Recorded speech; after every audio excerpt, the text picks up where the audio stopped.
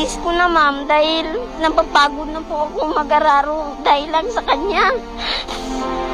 Kung nandito lang po siya, hindi na po ako magawa nun. Maliit pa ako, ganito na tinatrabaho ko. Pero sige lang, kakayanin ko para sa pamilya ko ma'am.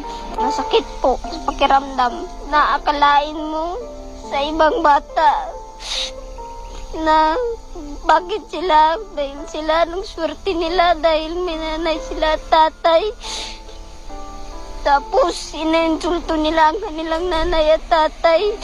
Kung ako po yun ma'am, napakaswerte na po ako sa mundo.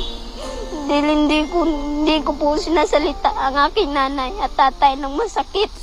Wala na po kaming chance magyaman sa mundo dahil ang amin lang po sa isang araw makakain ng katatlo po ma'am.